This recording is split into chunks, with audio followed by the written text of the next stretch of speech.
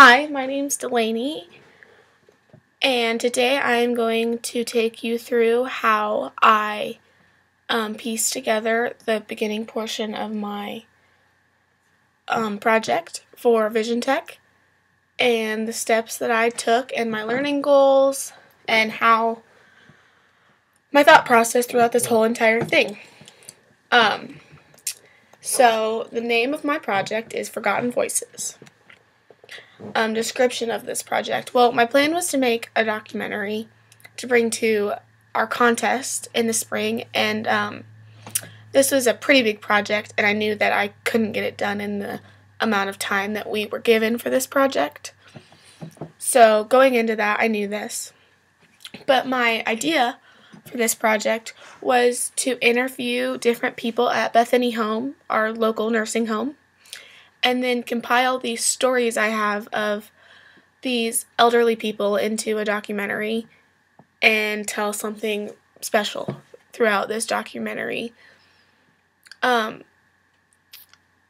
wanted to get this going now so I would have this, on the ground running already by the time we picked it back up in the spring, and I knew it was a big project and there was going to be lots of things that I needed to get going soon and early before spring rolled around. My end result was, I just wanted it to be, have some film going, build some relationships with some people so I could, start to film, start to piece this thing slowly together. There was other things that I knew that I needed to accomplish before I started filming, like, I had to contact different people. I had to get them used to this idea and show them why I thought this was important to do. The technology I used a DSLR camera that was given to us at this, at Vision Tech, at this technology course I take. I had to make sure, all the batteries were charged, ready to go prior to filming. I needed to, this needed to run smoothly. And for it to run smoothly, I needed to come prepared.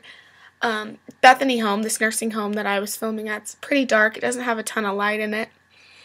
So I needed to bring some additional lights in to, help make the scenes a little brighter and come to life a little bit better. I probably should have focused my camera a little bit better the first time I went. I mean, the shot isn't completely awful, but it could have been a little better, a little clearer,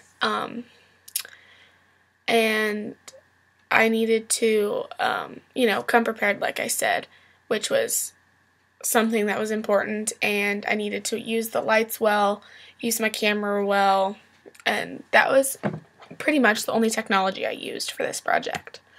My project plan review was, I did pretty well on my project plan. I definitely gave myself plenty of time, I thought.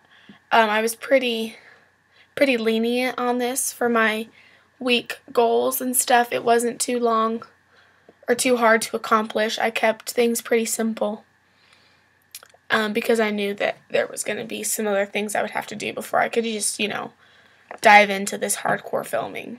I tried to film mainly on block days because we have more time during those hours, and to get these people talking and opening up to me isn't something that you can just do in a short, fast amount of time. It just doesn't work very well. And I had to account for, bumps in the road. Like one day I was planning on filming and, I just didn't get any film done. I had to go talk to people in legal, and they had to explain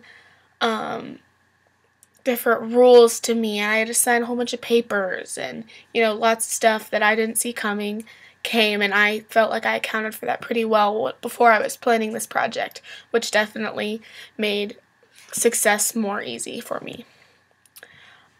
So I'm going to show you, this is what I've got so far. It's not a ton or anything, but I felt like I got quite a bit done for the amount of time I had and amount of resources I had. So this is just some clips of some two different ladies that I've talked to that I've got to film. I asked them questions.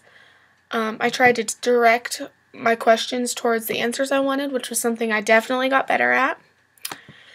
So here is some good clips I got.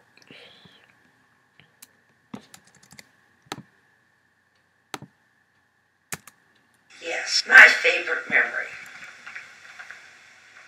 was when I realized that I was in love with my